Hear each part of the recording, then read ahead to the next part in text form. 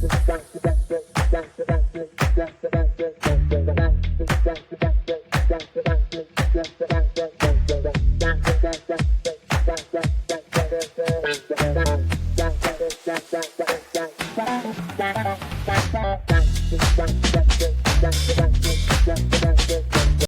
back to Net to Net podcast. I'm your host, Skelt, aka Sam Kelty, and here with Casey Kirsch, one of the members of our Net to Net podcast. We are down without Caleb today. He is unavailable, which is typical, but we're gonna keep going as is. Today we're gonna talk about Leagues Cup, transfers, and our beloved Crew. We're gonna swing it right over to Casey. Yeah, so I think we'll start off with the Leagues Cup here. Obviously, there's been a lot of matches between MLS teams versus MLS teams versus Liga MX teams, and Liga MX teams versus Liga MX teams. I think we'll just start out with what our favorite match was of the first few match days. For me, it's going to be Atlanta versus Montreal. Atlanta just looked really dominant in this game. They ended up winning 4-1 with Thorolfsson, Torres, Enrique, and Ojeda scoring, with Josef Martinez scoring on the other side for Montreal. But really, I mean, this is just a dominant win for Orlando, who have kind of not been as good as we all thought they would be this season, but they are, they dominated this game. They had 24 shots, 10 shots on goal, 88% passing accuracy. Like they were kind of unplayable in this game. Montreal really couldn't do much. And although the possession was kind of balanced, it was more of a quicker pace for Orlando. They have a lot more firepower up top, even though Montreal does have Yusuf. Orlando just looked like the far better side. And I think they'll end up topping this group. They're also going to. In the meantime, Sam, what was your match day, or I guess match week 1 game of the week? Yeah, I got two. I think the first kickoff game first game had to be the DC United Atlanta United game. That was going back and forth. We saw goals in the 4th minute from Christian Benteke. Then we saw another goal, then it was reviewed to see if he was offside or not. Benteke, they awarded it to his goal. 20th minute, Rio scores. This is from Brooks Lennon's great ball in, Rio's great goal. And then, 5 minutes later, Jared Stroud hits his first of 2 in quick time, and then goes back and scores in the 32nd minute. And Slava Hindi's Saba from Atlanta makes it 3-2, so it is going 3-2 to halftime, and then Atlanta makes subs, which I'm shocked that Fortune played again. I think Fortune is really good. He's just young. I think in this situation you want to have Dax McCarty in there. I think the way they control the game, the way they possess the game, they looked a lot better. They brought in Thier for Sonder Silva, which I think was a great move, because then you have him and Rios up front. And then DC makes another sub, and then they bring in Pedro Santos for Dominic Baji, and then a penalty happens, which a lot of people, that was a penalty. A lot of people are saying it wasn't a penalty, but it was. And then Sleaze steps up, misses it. I'm shocked they had Sleaze taken instead of Saba or Rios. And I was talking to Brett about this on the phone the day after, and I'm like, why isn't Rios taking this? He's your striker. He's your main guy at goal. He will score a penalty. They don't have Gio Giacomakis. They don't have Thiago Matas. Rios is your best striker, best scorer on the team. He should take this, or Thier should take it. And then they brought in more defensively, and then they get another penalty, and then they tie it up 3-3. Rios took the next penalty that happened. It was just a takeout in the box, kind of clipped them, sliding in, but it's still a penalty. And then they go straight to penalties, and once again, Sleaze misses the crucial penalty to beat DC United. DC United ends up getting 2 points. Atlanta United gets 1 point, because in the Leagues Cup you get 1 point for a tie. You'll get 1 point for a tie. You'll get 2 points if you win the penalty shootout. and then you get, I believe, 3 points for a win straight up without penalties, and then 0 points if you lose. So that's how no extra time. So that was insane. And then the night game, Tijuana versus LAFC. That was a very interesting game. I think we all thought Giroud was going to play. They ended up changing formations and going with a 3-4-3. Kai Kamara, Buanga, and Oliveira up front. They opted to play Eddie Segura, a center back in the midfield. Looked pretty good. They look unbelievable. And we thought Giroud got his kit number. There was hints that he was going to play. He got the number 9 jersey before the Leagues Cup match. He wasn't on the bench. He wasn't available. So I expect to see him next game. But Buanga, man, this man's unbelievable.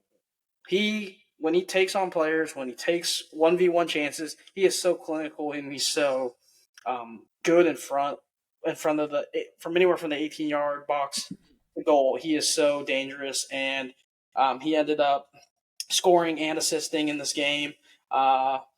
He assisted Oliveira. Oliveira had 2 goals, 2 assists from Buanga, and Buanga gets his goal. Just think about how this team's going to look when they have Giroud instead of Kai Kamara, and the rumors and the reports of them getting Antoine Griezmann.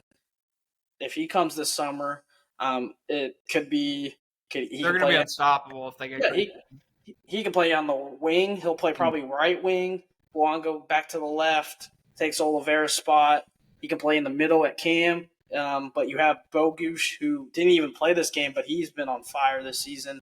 So both games were very just great to watch. Yeah, definitely. I mean, there's been a lot of great action throughout every single game so far.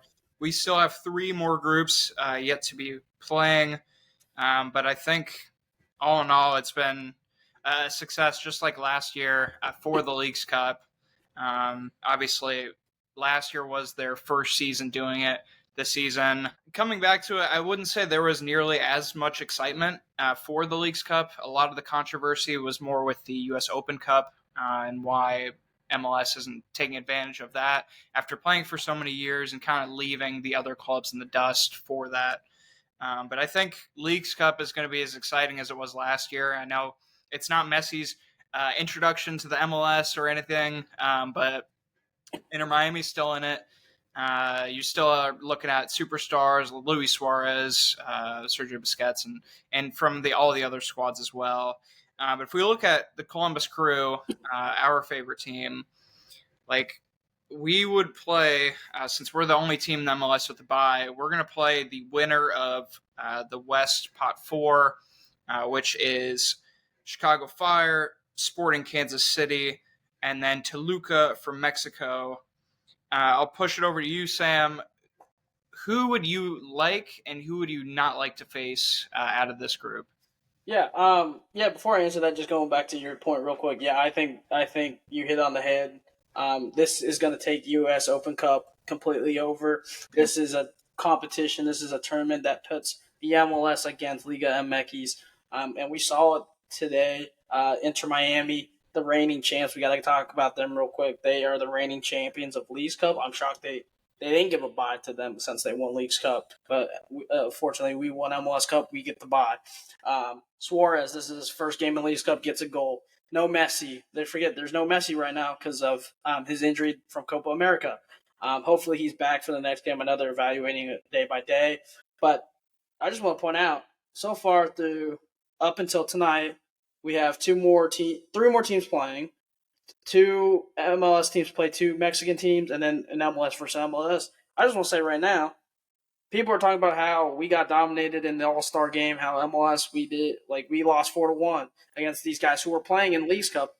I just want to say, through 2 days, a Mexican team has only beaten an MLS team once, and that was a 1-0, and it was a shocking 1-0 win against the Houston Dynamos, who have been phenomenal this season.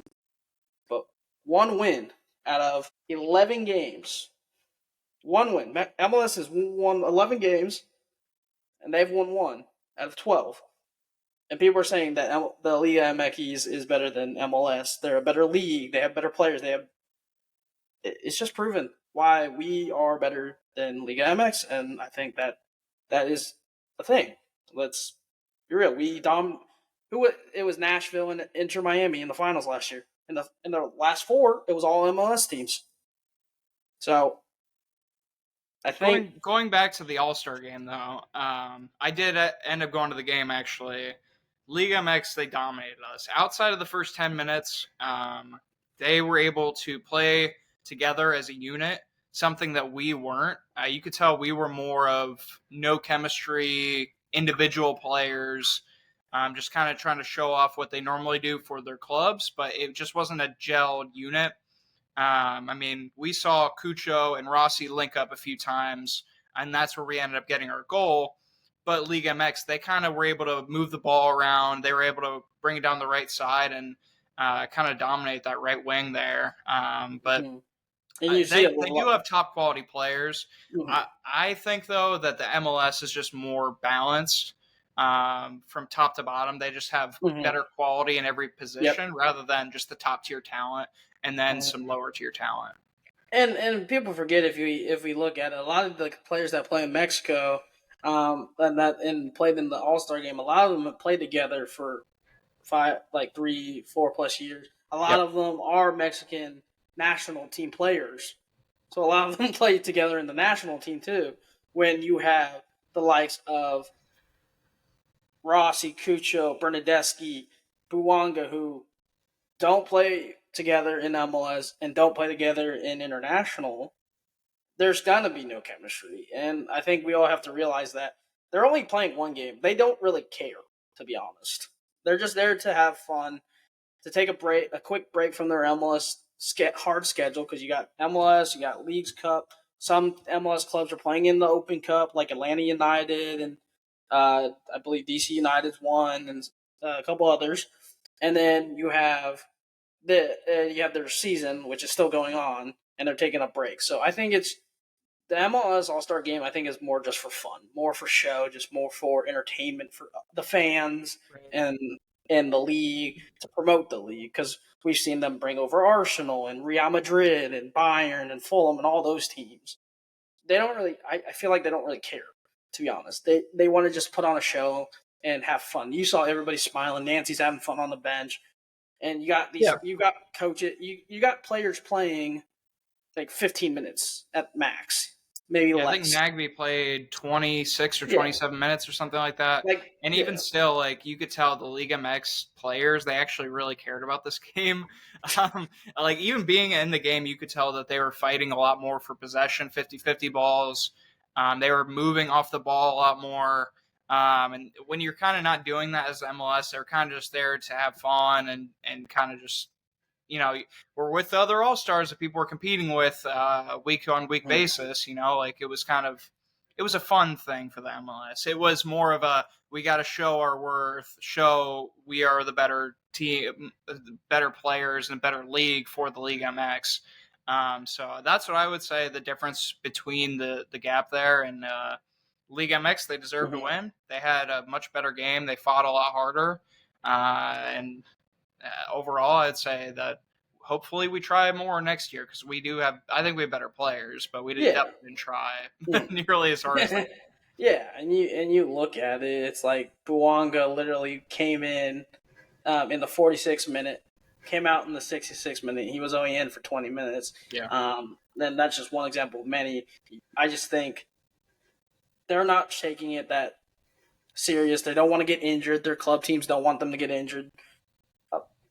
There's nothing really to play for. It's like, it's a friendly. Let's be real. It's just a friendly. And just to point out, Buwanga did absolutely nothing during his time in. I remember watching him. I was like, what is he doing? Yeah. He's so much better for his club than when he's doing. He would lose the ball every 3 seconds. And you literally saw it. He barely did anything. He maybe did like one run, one take on. And then if you watch fast forward to Friday, look what he did against Tijuana.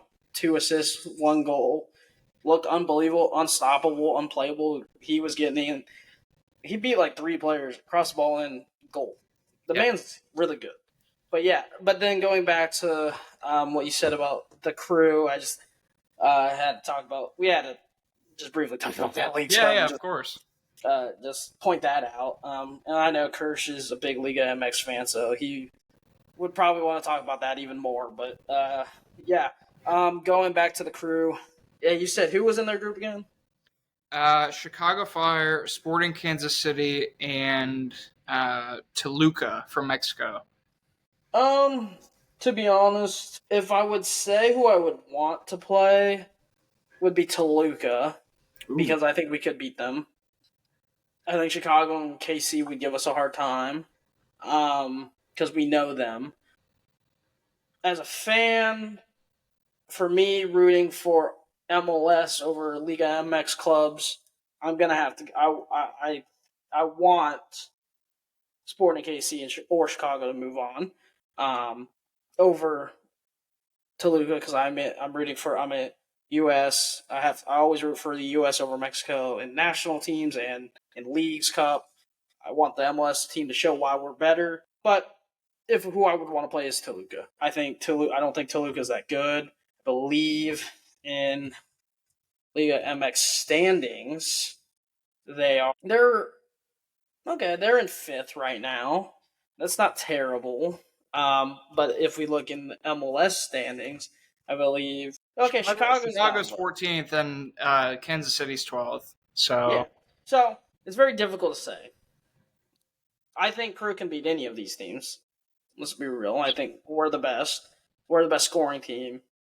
I want the MLS teams to do good, but there's something about Leagues Cup MLS teams show up. We saw it with Austin FC showing up against Pumas. They were a man down. Austin was a man down, and they still found a way to win the game 3-2.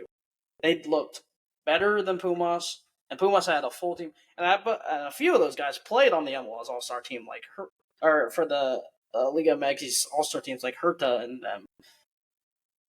I take the Fire. I think it's gonna be Fire versus us. Interesting prediction. So I would rather play Sporting Kansas City. We did end up beating them earlier in June, 4-0 at home. So I think that would be our best matchup. Chicago Fire wouldn't be a bad one either. I really don't want to play Toluca, though. I think they could come into our house and give us some problems, especially because, like you said, we're not familiar with their play style or how they play.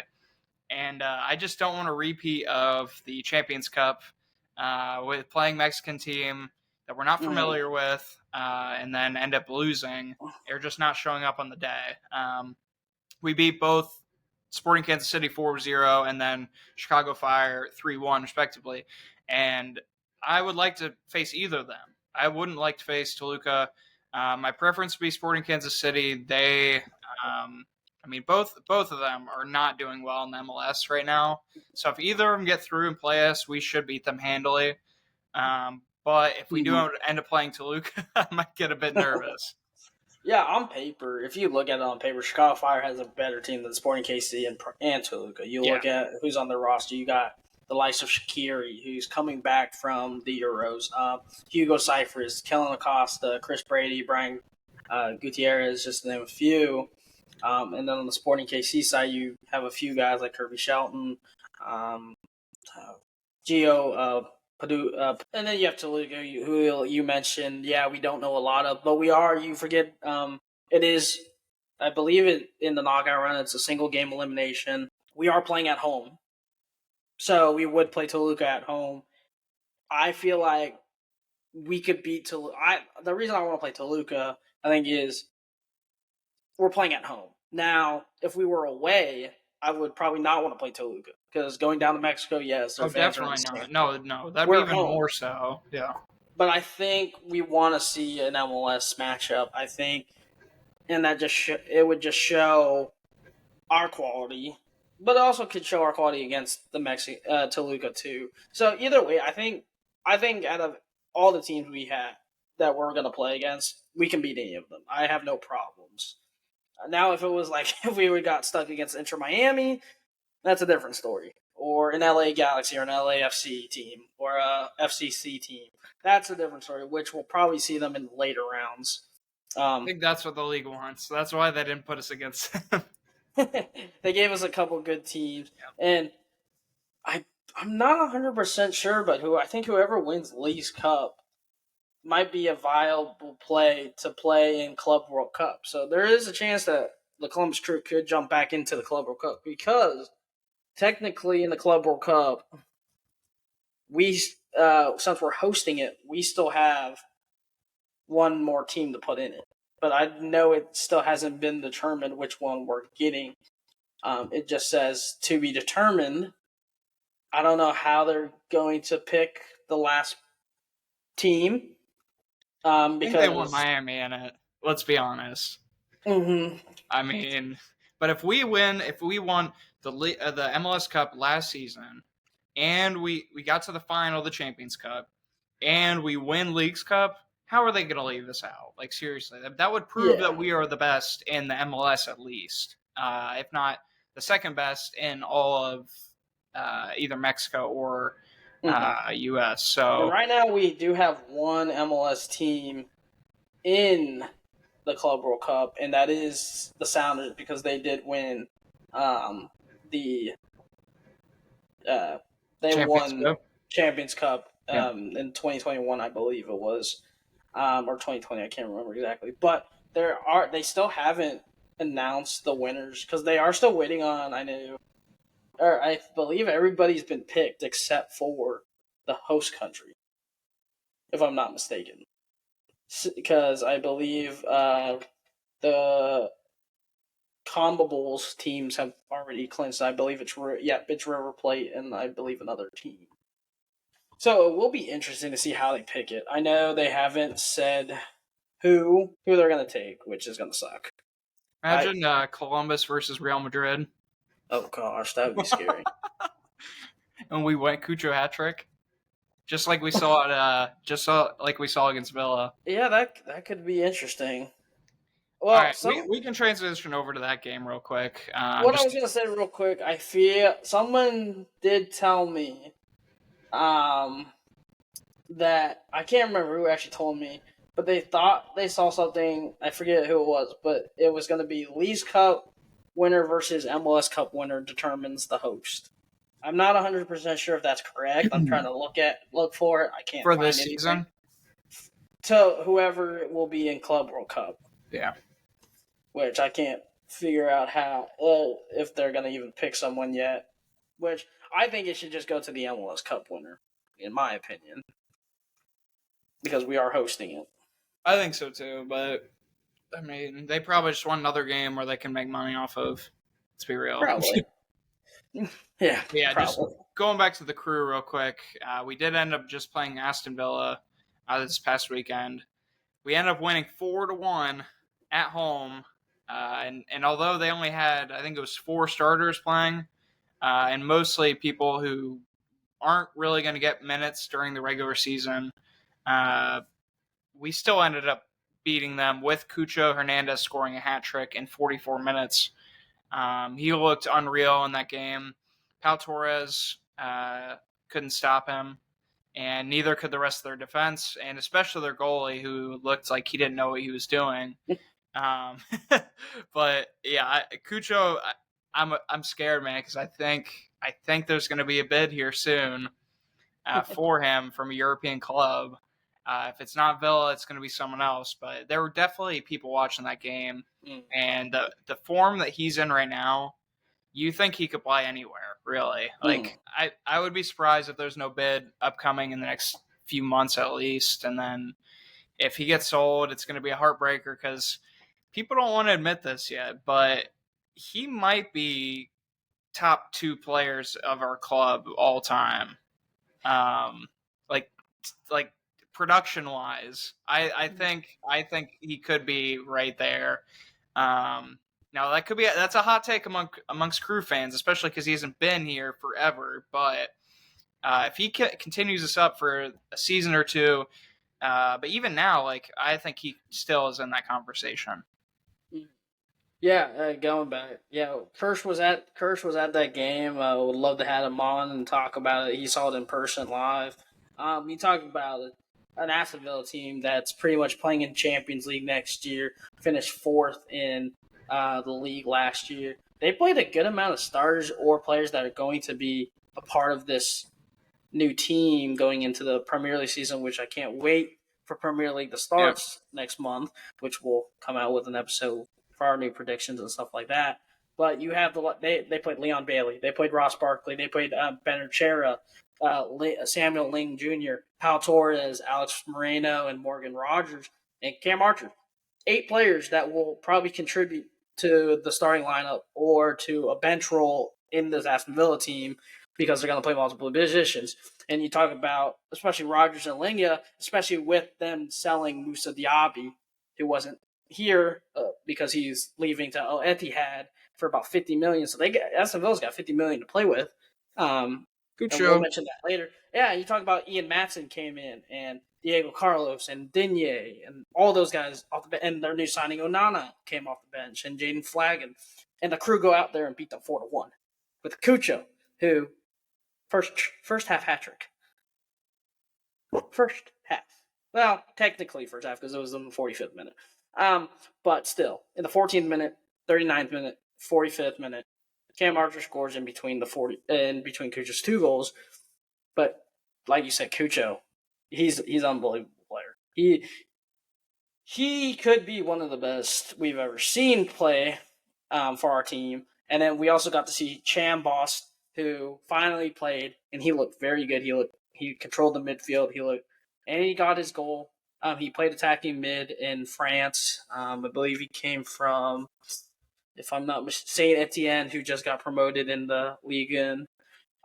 But going back to your thing about Cucho Hernandez being probably one of the best ever, or are you saying he is the best, or are you saying he's one of the best? I think he's in the conversation of the best Crew player we've ever had. I really do, and there's been a lot of legends that have been at the club way longer, but his production is unmatched. It's really hard, especially numbers wise. Who are you going to compare to him? Yeah, that is hard. For me, I would say, I still think that Brian McBride is our best ever.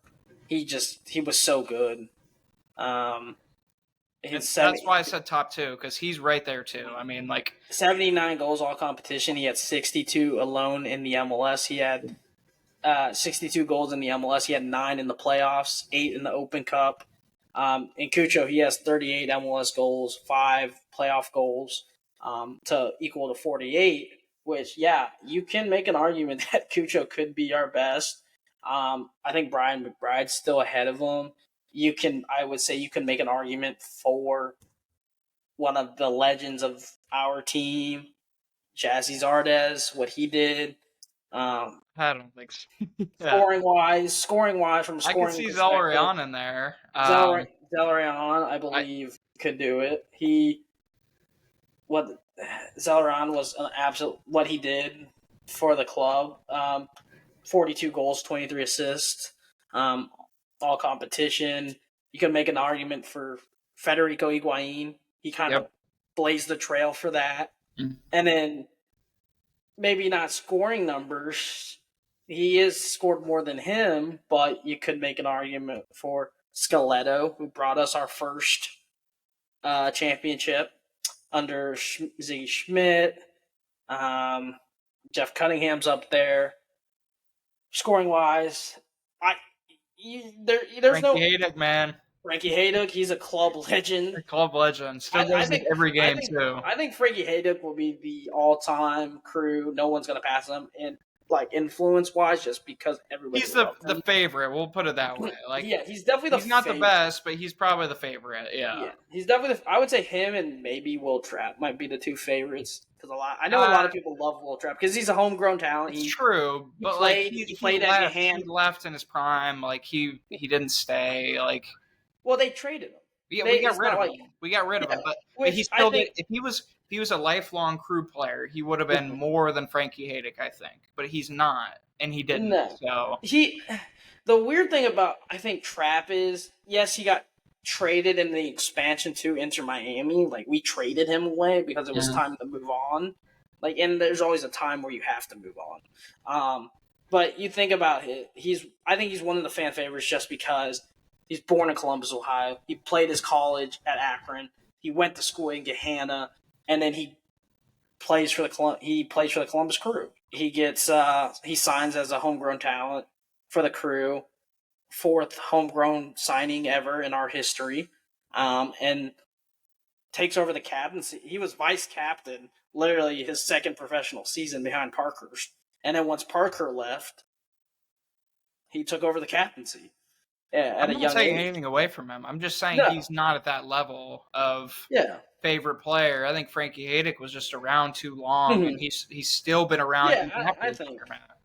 Have they been around the same amount of time? Frankie?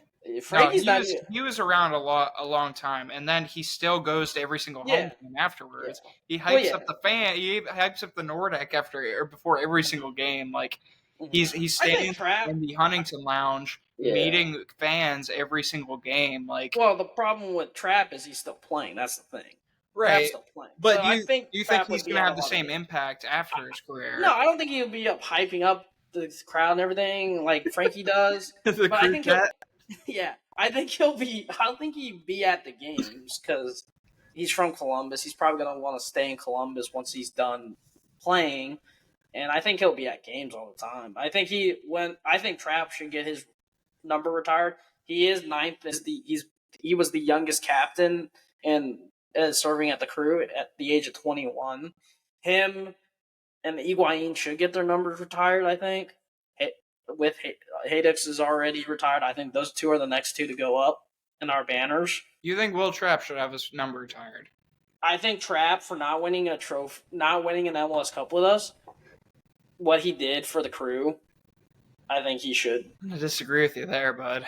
Really? I don't know what the consensus is between Crew fans on this, but I don't think so. I think he was a monumentally important player. Sure, he was homegrown. Did he do enough on the field in order to really warrant that? Yeah, he was our youngest captain, but does that warrant a jersey retirement? Especially because he wasn't here in his whole prime. I don't think so. I mean, you said it yourself. We were looking to move on from Will Trapp. We got rid of him to Miami. I think he was here at his prime in 2020. I think he was just past his prime at that point. Yeah, I mean. So I think he was here at his prime.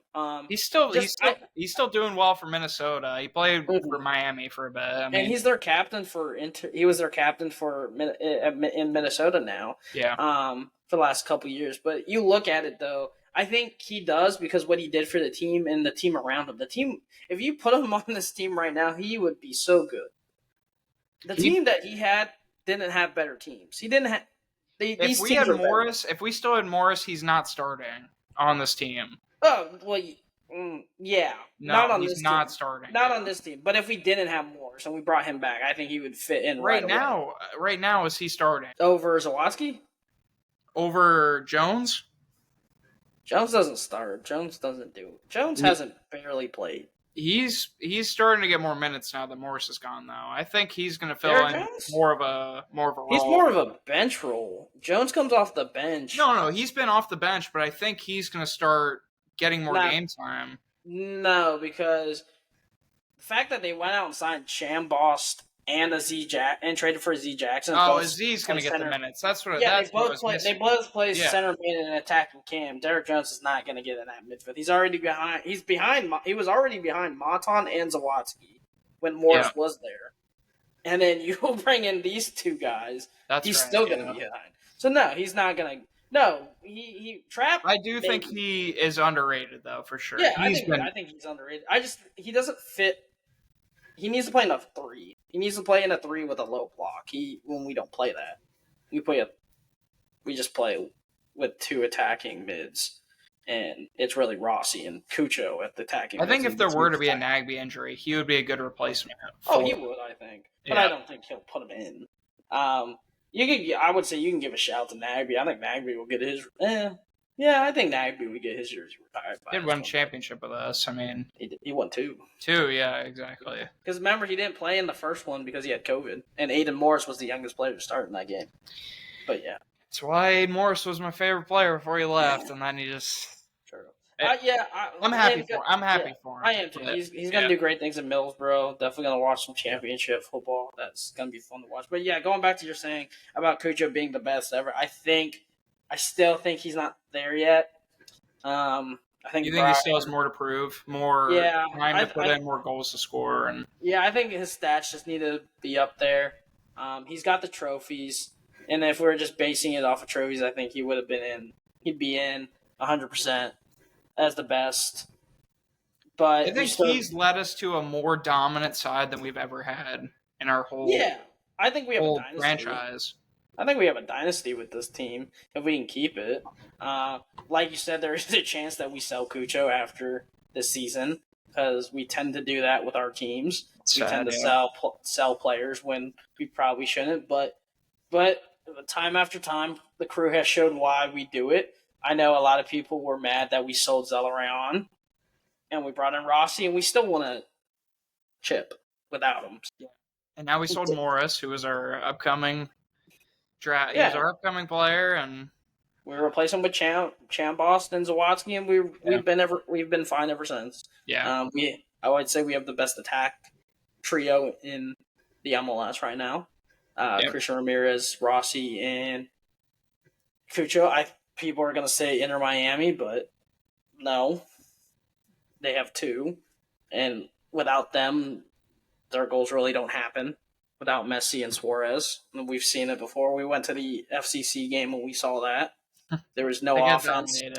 There was no offense, but yeah, you can make an argument for Cucho. I think Cucho is up there. I think at this point right now, if we look at it now, he's top five. Top five. I'll give you top five.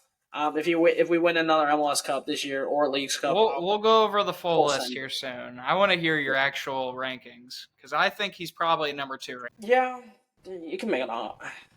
I don't know. There's just been so many great. I think he's close to number 1. I think if we win another championship, I'm probably putting him at number 1. And then this is just hard because there's so much that goes into his stats, and a lot of people when they talk about their list, like I think another good episode we need to do is look at that 21st century list and just wreck that list. Yeah, because the ESPN kind of just I don't know what they're thinking.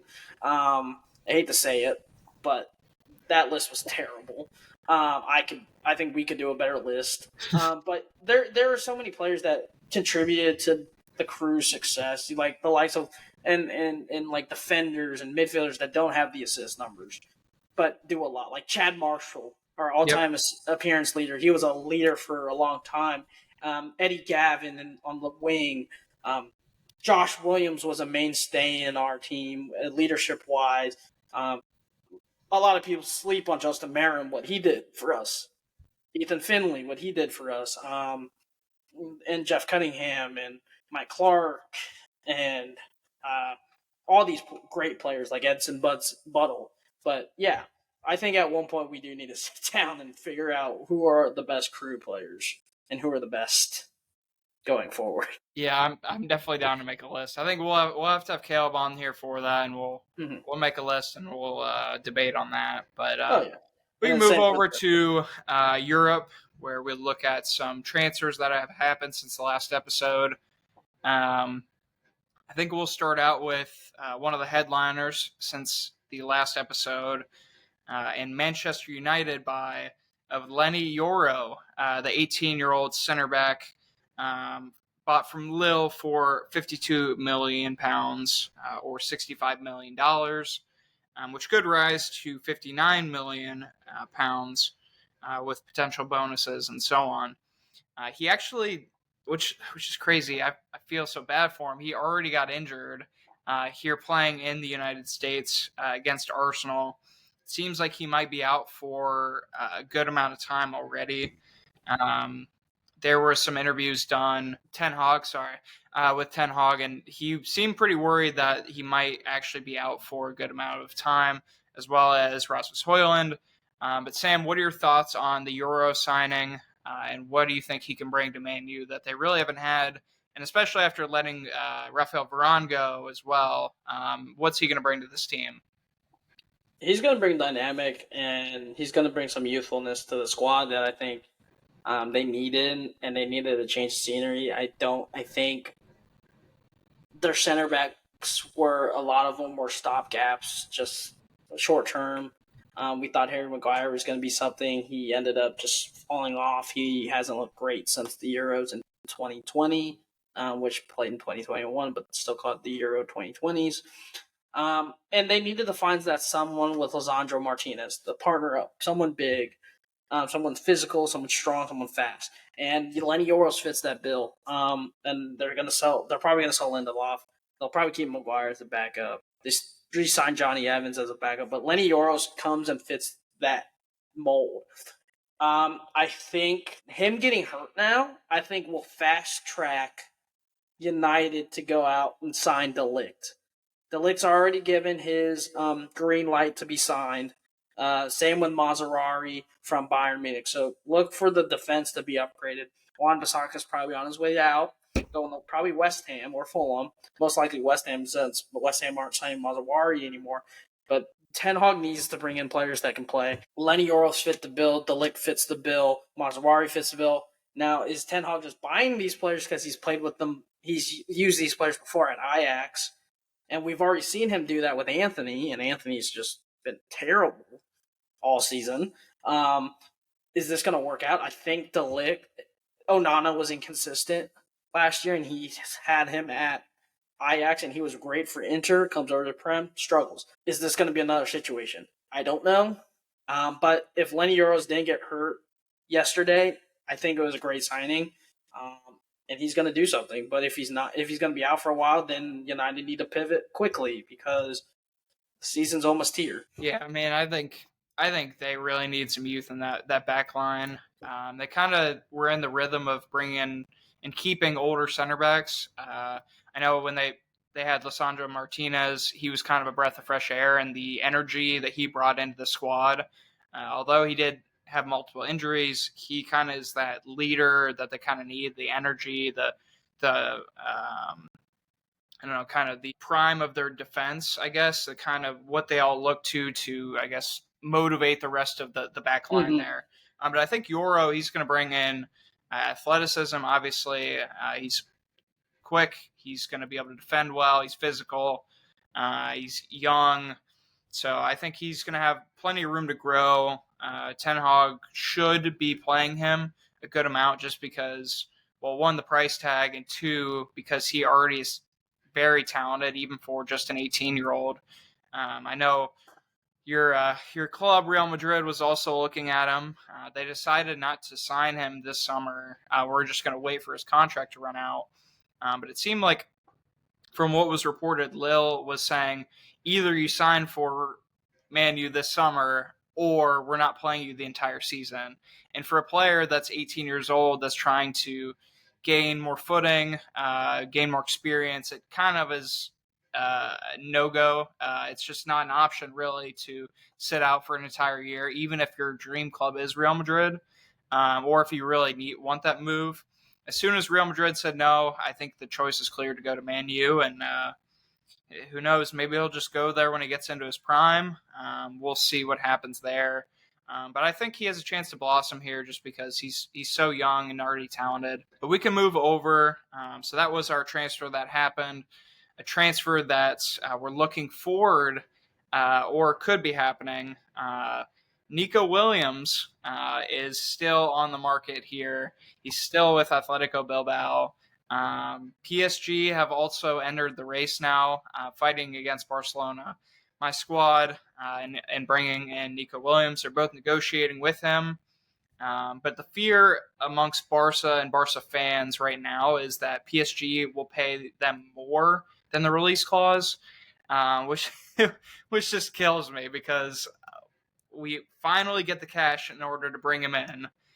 We start to get really close to a number, and then PSG are looking to pay even more so than we have available, and then they were asking for based on the release clause. So it was reported that Nico is expected to make his decision in the coming days. So we'll find out by the next episode, most likely, on where he's going to go. But it's just not looking great for us right now, honestly.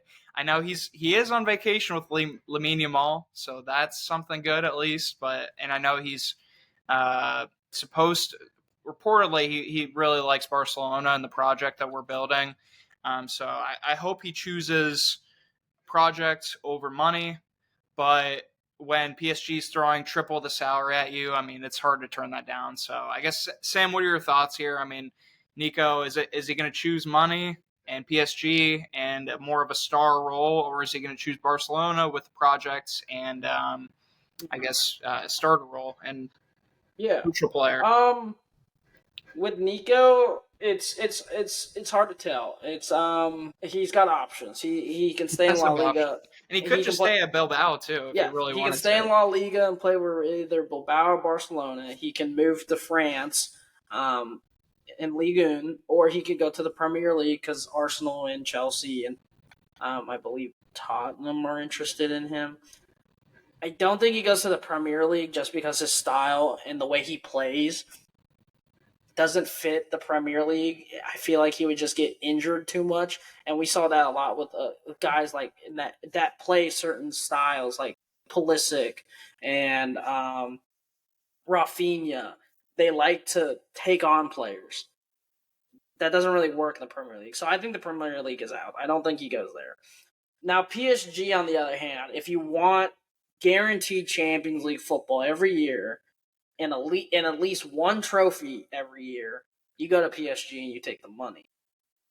That's the thing, because PSG, outside of PSG, it's usually a toss-up who's going to be the best team. Is it Lyon this year, or is it Marseille, or is it Rennes, or is it Lille, or Monaco some years? You never know who's going to be that second team to push PSG. You're guaranteed a trophy, and you're guaranteed a Champions League spot, because you're going to be the first. I think he should pick, and I hate to say it, I think he should pick Barcelona.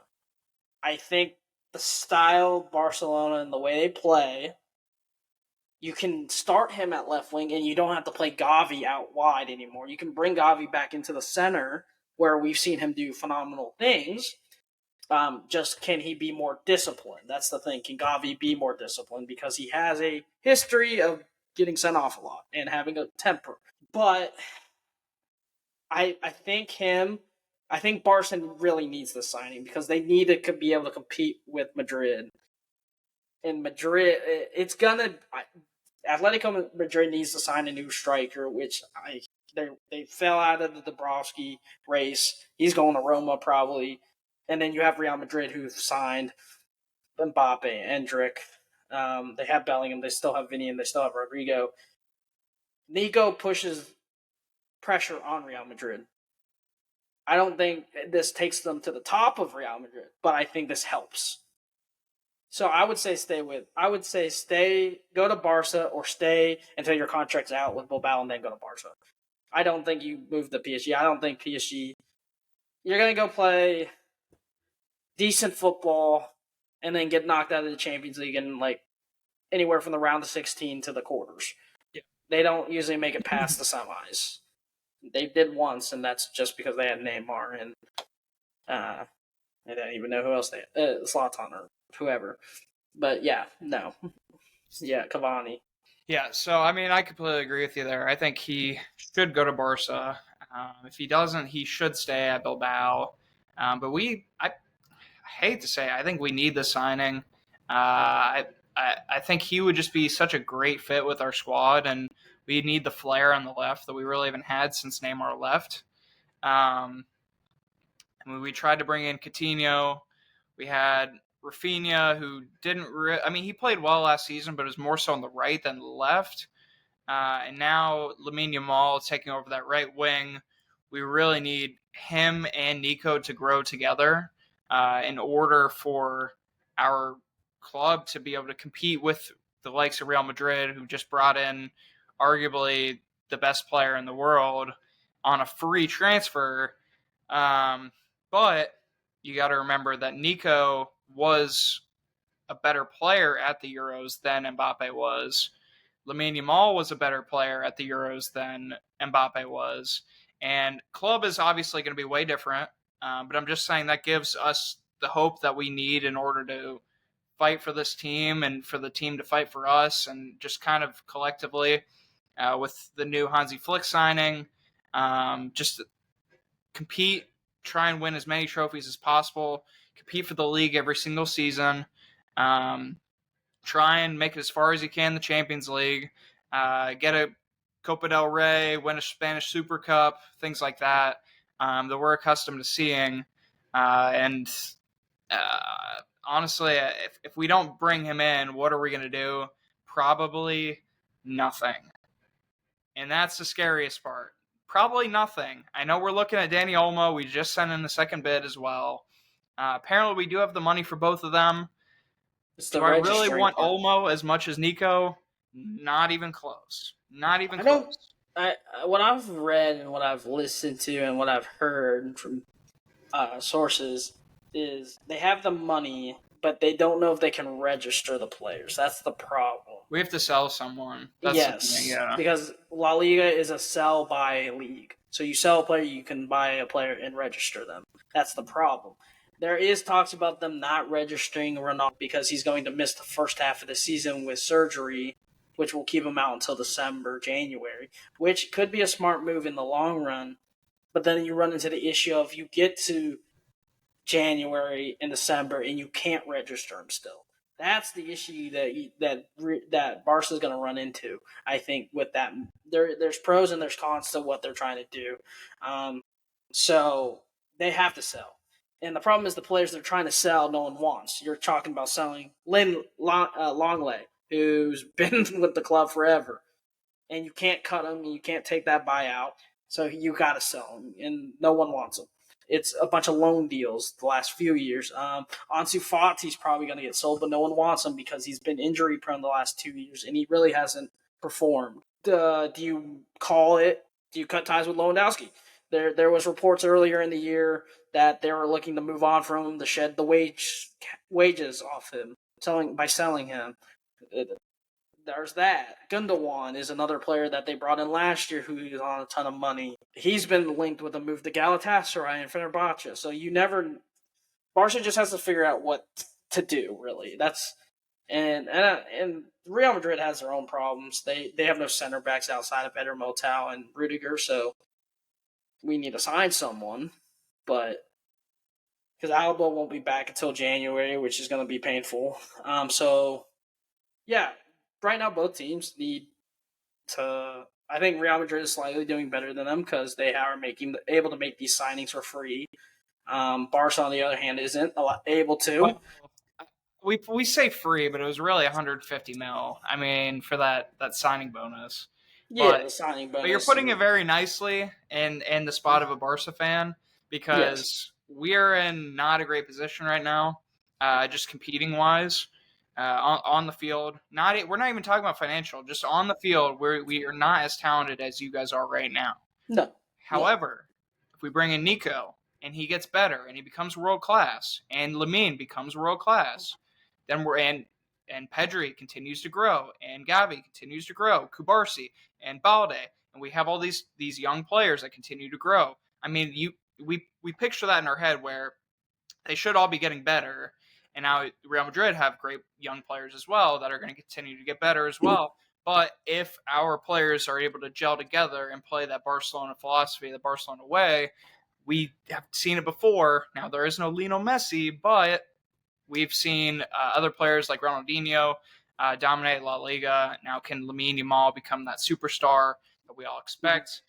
What I think will happen is, as much as I hate to say it, I think Victor Roque will get sold to Al Hilal for $60 million, something like that.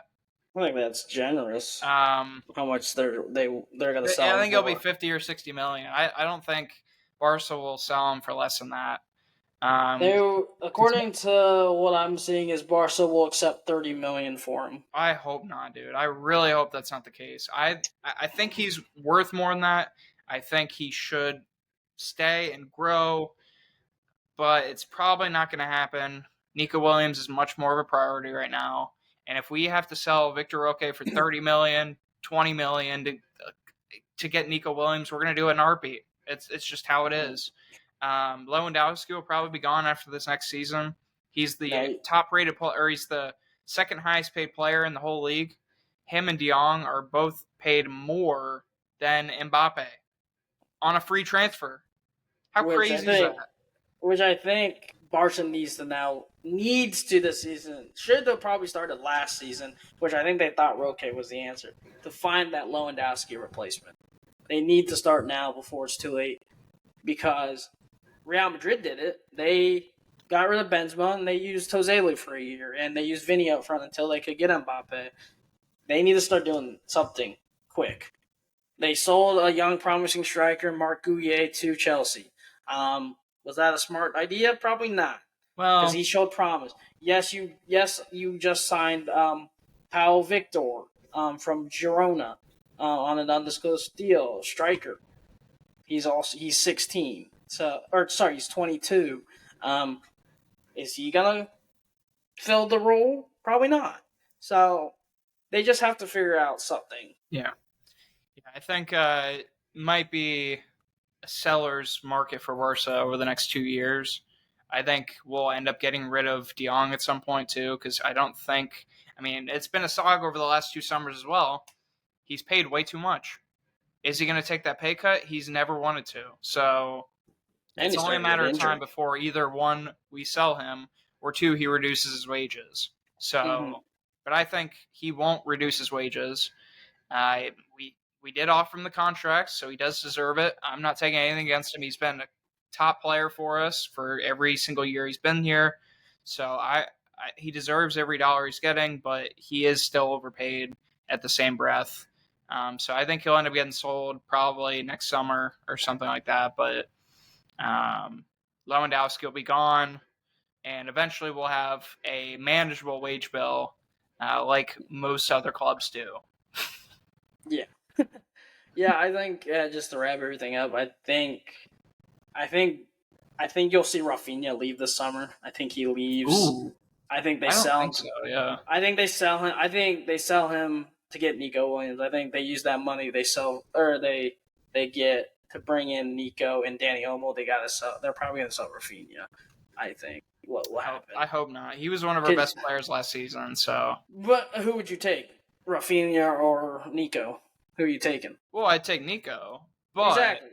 But so Rafinha still was probably our third. Yeah, Rafinha was player. Good. Right? Rafinha was good, but you're not going to turn down probably 60, 70 million from El Etihad or Al Hilal or whoever's trying to buy him from Saudi to bring in Nico Williams. No, we wouldn't turn. You're not going to. I know Aston Villa just got 50 mil from Moussa Diaby, they're looking at Rafinha to bring in, and João Felix, one of them.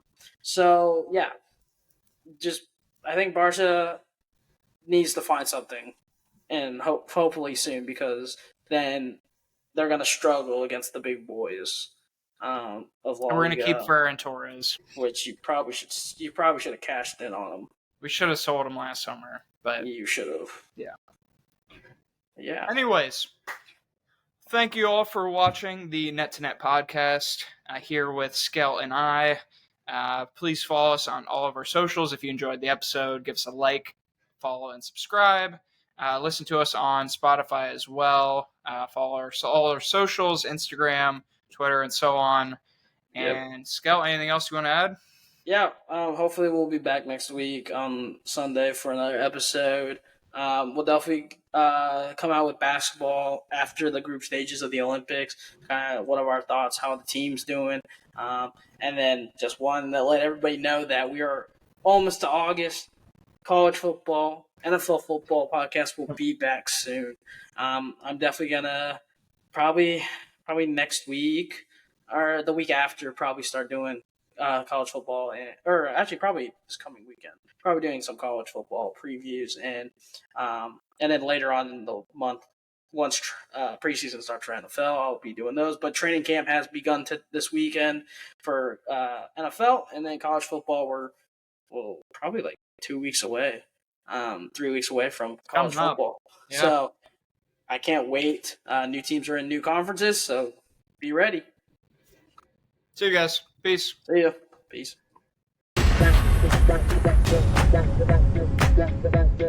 Bye.